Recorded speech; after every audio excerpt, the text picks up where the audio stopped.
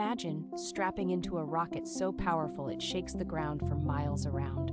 Imagine looking out your window and seeing Earth shrink behind you as you race toward the moon. That's exactly what 4 astronauts are getting ready to do on the Artemis II mission. But wait, haven't people already been to the moon? Yes, between 1969 and 1972, 12 Apollo astronauts walked on the lunar surface, but that was over 50 years ago. Since then, no human has traveled beyond low Earth orbit. Artemis Sect is about to change that.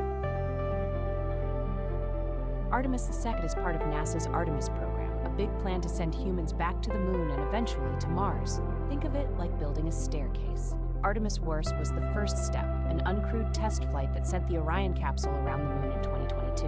Artemis II is the second step, the first flight with astronauts aboard.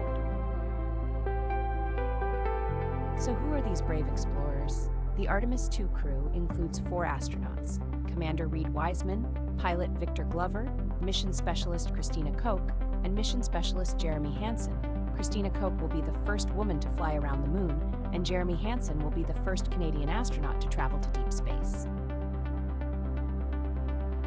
The rocket carrying them is called the Space Launch System, or SLS. It's the most powerful rocket NASA has ever built, even more powerful than the Saturn V that sent Apollo astronauts to the moon. Standing taller than the Statue of Liberty, the SLS produces 8.8 million pounds of thrust at liftoff. That's enough force to launch about 30 school buses into space. On top of the SLS sits the Orion spacecraft, the astronauts' home for the entire mission. Orion has a crew module where the astronauts live and work, and a service module built by the European Space Agency that provides power, air, and propulsion. Inside, there are advanced life support systems, touchscreen displays, and even a tiny bathroom. Here's the flight plan. After launching from Kennedy Space Center in Florida, Orion will orbit Earth to make sure all systems are working perfectly. Then the crew will fire the engines to head toward the moon. They'll fly around the far side of the moon, seeing the side we never see from Earth, and loop back home. The whole trip takes about 10 days and covers roughly 685,000 miles. But Artemis II won't land on the moon. Not yet. The main goal is to test Orion's systems with a real crew on board. Can the life support keep astronauts safe?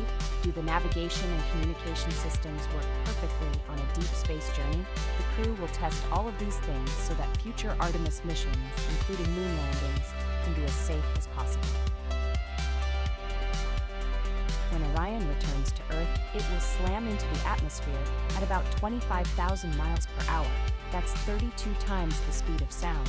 A special heat shield on the bottom of the capsule will protect the crew from temperatures reaching nearly 5,000 degrees Fahrenheit.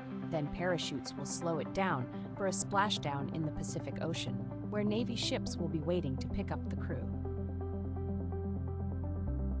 Artemis II is more than just a trip around the moon.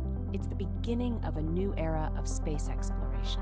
After this mission, Artemis III will land the first woman and first person of color on the moon's south pole. And someday, what we learn from Artemis could help send the first humans to Mars. Who knows? Maybe one of those future explorers could be you.